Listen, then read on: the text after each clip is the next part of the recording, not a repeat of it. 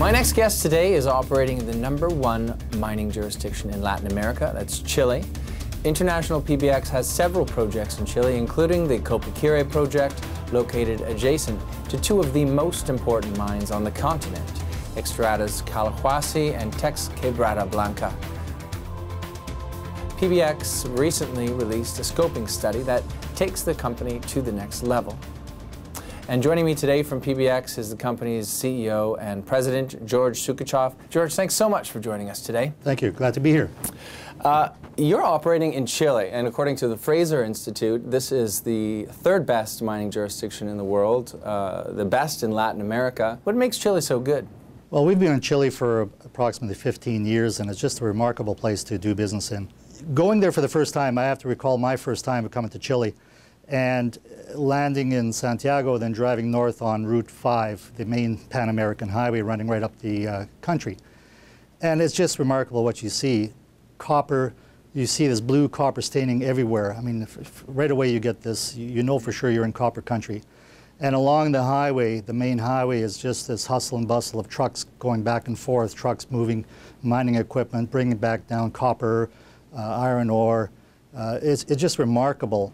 And Copaquire is kind of got a unique deposit in that it's a porphyry, but it's not just a porphyry, it's actually a moly porphyry within a copper porphyry. Can you explain that?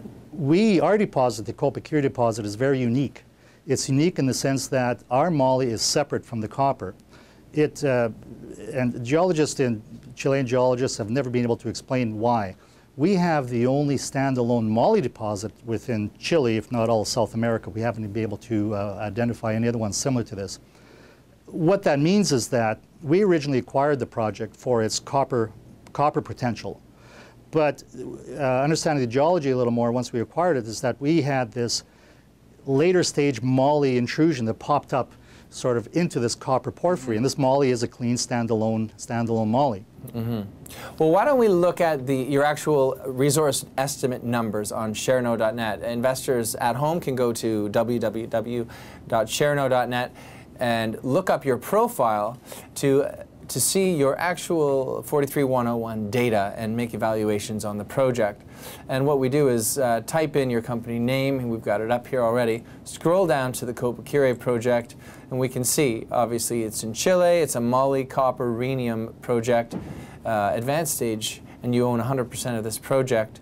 First off, let's talk about the numbers in terms of how you might mine them. The molybdenum and the copper are separate. Yes. We could, as far as in the development, we could look at developing solely the moly initially if we so choose. Now, with the moly prices have come down significantly in the past, this past year, that provides, because we have this diversity, we can now focus on the copper, certainly, and take advantage of the fact that copper prices have remained strong. So it gives us that flexibility and working in this model. You've just released a preliminary assessment or a scoping study. Why don't we talk a bit about that? Tell me about the results.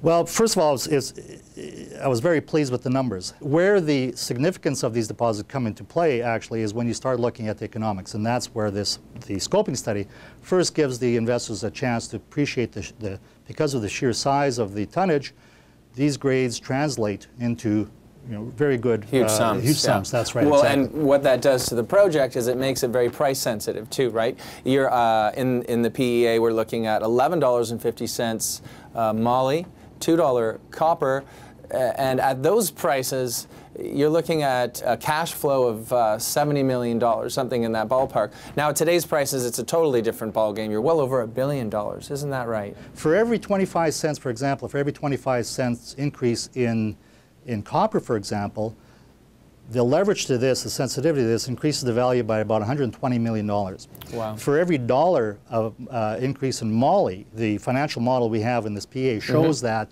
it adds about $130 million value to the project. Wow. So there's tremendous value and very sensitive to the prices, as well as sensitive to very minor increases in the grades as well too. Well, and something else you're obviously going to be seeking to do possibly is increase tonnage, but the other thing is look at closer at the rhenium values here. Right now, rhenium's valued at $2,700 a pound. Tell us a bit about that. We started assaying for iridium late in our drill stage, in our drill program. So we were assaying maybe only about 20% of our drill assays, and we came up with iridium content with only a quarter of our results.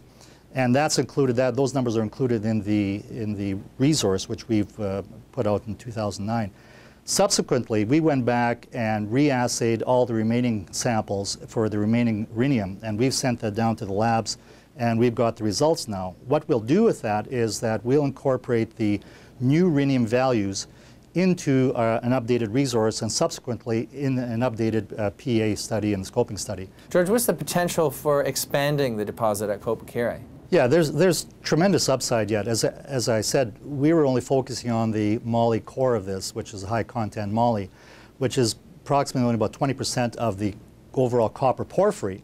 So now our intention is to go back now and look and add value by exploring on the copper. So you're looking at greater tonnage, better grades, yeah, more rhenium. So moving ahead, obviously, we're going to have a new resource estimate. Oh yes, yeah. We've like to say we've only just begun. Let's talk a bit about your other projects elsewhere in Chile. You've got 4 other projects located along an IOCG, or iron oxide copper gold mineralized belt. It's got some mammoth deposits.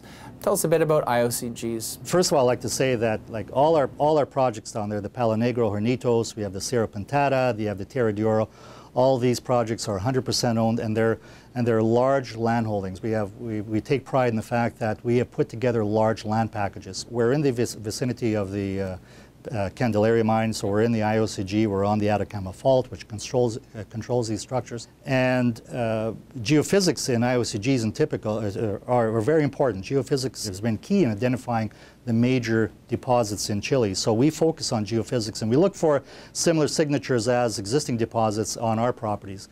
And the Palo Negro Hornitos, we have a significant target there, which is, shows it has a classic IOCG signatures, which is about 2.5 kilometers by 1.5 kilometers. George, you were just in Chile. You've just come back.